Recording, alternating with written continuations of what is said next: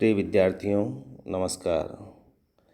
हम भक्ति काल को पढ़ रहे हैं पिछले कालांशों से, और उसकी दो प्रमुख धाराएं निर्गुण और सगुण काव्य धारा का हमने पिछले कालांशों में अध्ययन भी किया।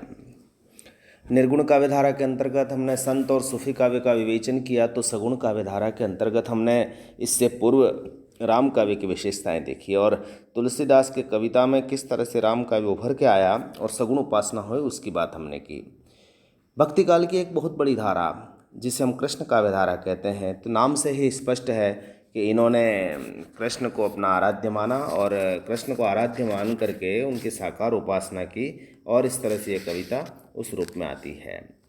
आप इस काव्य धारा में देखते हैं कि जो विष्णु के अवतारी रूप हैं कृष्ण, उनका जो मूल आधार है वो भागवत पुराण है, और बाल रूप से लेकर के उनके किशोर वय और गोपियों के साथ रासलीला, इसके साथ मथुरा के राजा के रूप में उनका चित्रण, ये सभी इस कविता के अंदर मिलती है। इस आंदोलन के जो एक बहुत बड़े प्रवर्तक हैं कृष्ण काव्य धारा के, वल्लभाचार्य, और उनके शिष्य विट्ठलनाथ ने अष्टछाप की स्थापना की थी, जिसमें 8 कवियों का एक समूह बनाया और उन्होंने कृष्ण के लिए गीत लिखे। उसमें सूरदास हुए, नंददास हुए, कुंभनदास हुए, चतुर्भुजदास, छीद स्वामी, ऐसे बड़े बड़े कवि हुए हैं जिन्होंने अपने पुष्टि मार्ग सिद्धांतों के आधार पर अपनी कविताएं लिखी। तो एक तरह से पुष्टि मार्ग का सिद्धांत है जिसमें भगवान की कृपा ही सबसे महत्वपूर्ण है। वो मर्यादा मार्ग या लोक मार्ग का नहीं बल्कि पुष्टि मार्ग का पालन करते हैं, यानी सब कुछ भगवान के भरोसे छोड़ देते हैं। तो इस तरह से कृष्ण की जो कविता है, कृष्ण काव्य धारा की जो कविता की विशेषता है, वो इन कवियों की कविता में मिलती है। जो सबसे पहली विशेषता है वो है लीला गायन। वो यह है कि भारतीय धर्म और जो संस्कृति के इतिहास में यदि आप देखते हैं तो कृष्ण का व्यक्तित्व बड़ा विलक्षण है। मध्यकालीन जो कृष्ण भक्त भाषा कवियों ने जिस तरह से कृष्ण की लीलाओं का लोक रंजनकारी उन्मुक्त गान किया, खासतौर से रीतिकाल में, और उनकी लीला का प्रयोजन केवल लीलानंद के अतिरिक्त कुछ नहीं था, लेकिन जब अखंड आनंद में जीवन की आध्यात्मिक परिपूर्णता की और बात करेंगे तो कृष्ण काव्य परंपरा ने उसको महत्व दिया। यानी कृष्ण यहाँ पर एकमात्र रसिक रूप में नहीं है, बल्कि यहाँ पर एक ईश्वरीय उनकी लीलाएं हैं, उनके किस तरह से उनके कृत्य हैं, बाल गोपाल के रूप में वो किस तरह से अपना कार्य करते हैं, सखा के रूप में किस तरह से लीलाएं करते हैं, माधुर्य भाव की पूर्ण लीलाएं हैं। और इस तरह से मध्यकालीन हिंदी जो कृष्ण काव्य है वो भक्ति की धारा में डूब करके कृष्ण की प्रेम लीलाओं का विस्तार देते हुए भी उसे इस तरह से गाया कि जैसे कृष्ण हमारे यहाँ पर सर्वोत्कृष्ट नायक के रूप में थे। उन्होंने किस तरह से लोक का रंजन किया, किस तरह से दुष्टों का दलन किया, ये सब बातें आती है। इस संप्रदाय में पुष्टि मार्ग के अलावा राधा वल्लभी, चैतन्य का गौड़ी संप्रदाय, हरिदास के सखी संप्रदाय काफ़ी आते हैं। और इस कविता में यहाँ तक कि अष्टछाप के कवि ही नहीं, रसखान जैसे कवि भी कृष्ण की लीलाओं में डूब जाते हैं, जब वो कहते हैं कि मानुष हो तो वही रसखान बसु संग गोकुल गाम के ग्वारण जो पशु हो। तो यानी कहने का अर्थ वो भी है। चैतन्य महाप्रभु बंगाल में गौड़ी संप्रदाय की स्थापना करते हो, तो इधर राजस्थान में मीरा कृष्ण को दाम्पत्य रूप में स्वीकार करते हुए अपनी बात कहती है। इस जो धारा की दूसरी विशेषता आती है ज्ञान का खंडन। अब ज्ञान का खंडन कैसे? तो ज्ञान मार्गी जो कविता है वह हमेशा क्या करती थी कि उन्होंने उपनिषदों के माध्यम से निर्गुण काव्य धारा का निरूपण किया और ब्रह्म के संबंध में भावना व्यक्त की कि उसका कोई आकार नहीं होता है, वह सूक्ष्म होकर भी सर्वव्यापक है, न रंग है, न रूप है, न आकार है, न प्रकार है, वह शून्य में रहता है, नेत्र मनवाणी उससे परे है। ऐसा निर्गुणियों ने कहा था। तो ये नहीं मानते। कृष्ण जो काव्य है वह सगुण की उपासना करता है, और इसीलिए जब भ्रमर गीत सार में सूरदास जब वर्णन करते हैं तो वह वहाँ पर जो सखियाँ बोलती है, गोपियाँ बोलती है, तो वहाँ पर वो उद्धव को जो संदेश देती है वो ज्ञान मार्ग का खंडन ही है। तो कृष्ण का जो प्रेममय रूप है उसका वर्णन करना कृष्ण भक्ति कवियों का आदर्श था, और इन कवियों ने निर्गुण मत का खंडन भी किया। और भ्रमर गुज सार जो है वो ज्ञान के खंडन का सर्वश्रेष्ठ उदाहरण है और प्रेम का मंडन है। यहाँ पर आप देखेंगे कि वो कृष्ण की किस तरह से साकार उपासना होती है। तीसरी जो इसकी विशेषता है वो भक्ति की रागात्मकता है। यानी जो कृष्ण भक्ति का जो मूल है उसका जो आधार है वह है भगवत रति, यानी जो कि पात्र के स्वभाव के अनुसार वात्सल्य, सखा, कांता भाव में परिणत हो जाती है। यानी जैसा पात्र है वैसी भावना आ जाती है। सूर्य यदि कृष्ण की बाल लीलाओं का वर्णन कर रहे हैं तो वहाँ वात्सल्य रस मिलेगा। जहाँ वो सखों के साथ खेल रहे हैं, क्रीड़ाएँ कर रहे हैं, तो वहाँ सखा भाव मिलेगा। और जहाँ कांता भाव में मीरा आदि ने उसका भाव वर्णन किया है, तो कृष्ण भक्ति जो है वो रागपूर्ण है और प्रेम लक्षणा भक्ति है। इसे वैधि भक्ति से भिन्न माना जाना चाहिए। ये जो कृष्ण भक्ति है, इसमें कहीं कहीं आपको दास्य भक्ति भी मिलेगी, तो दूसरे रूप में मिलेंगे, लेकिन अधिकतर काव्य यहाँ पर सखा भाव में लिखा गया है। यानी एक दोस्त मान करके रचनाएं की है। जब सूरदास विनय के पद गा रहे थे कृष्ण की प्रतिमा के समक्ष, तब वल्लभाचार्य ने कहा था उन्हें कि सूर हो के काहे को ज्ञात है।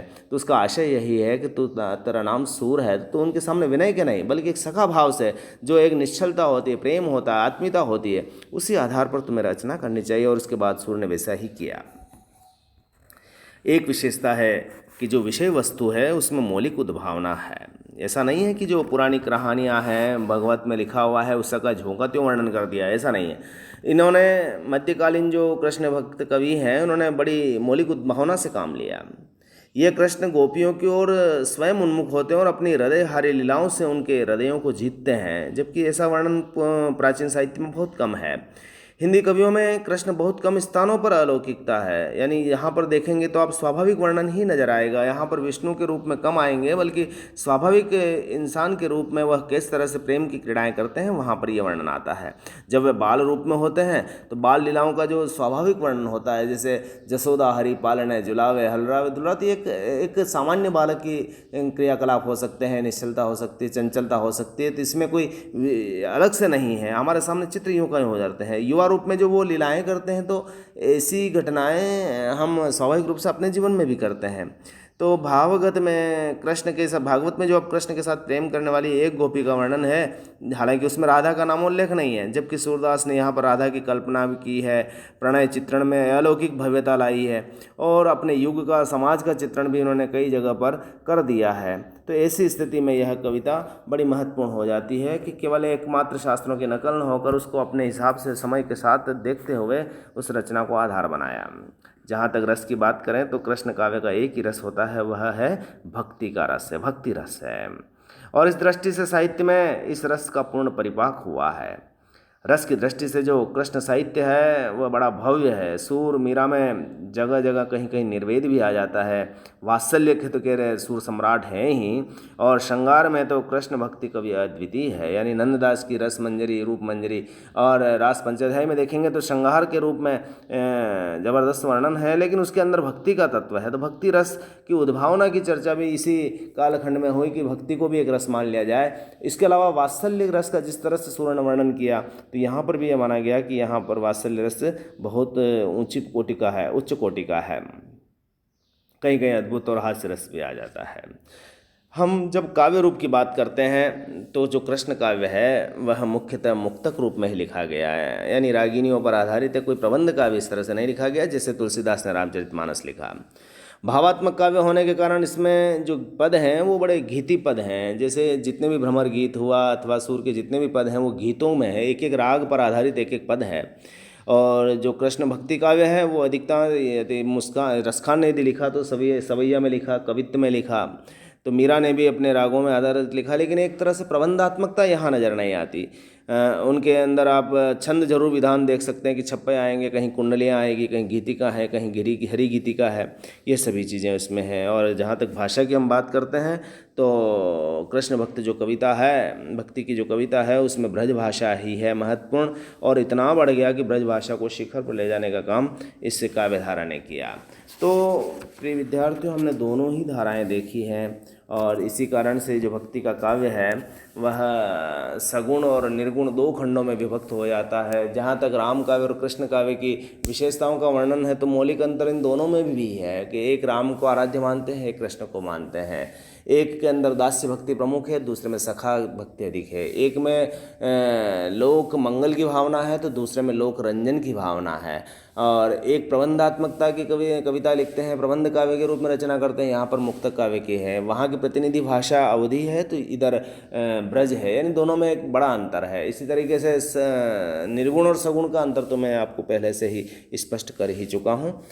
तो इस तरह से आप जो कृष्ण काव्य धारा है उसकी विशेषताएं देखें, और चारों को जब हम मिला लेते हैं तो ये माना जा सकता है कि भक्ति काल हिंदी साहित्य का स्वर्ण युग है, जिसके चार बड़े प्रतिनिधि कवि क्या यदि विवेचन भी कर लें, यानी कबीर का, सूफी का जायसी में, और तुलसी और सूर्य की कविता का विवेचन करें तो पूरी भक्ति काल का एक चित्र हमारे सामने स्पष्ट हो जाता है। तो आज हम बस इतना ही। बहुत बहुत धन्यवाद।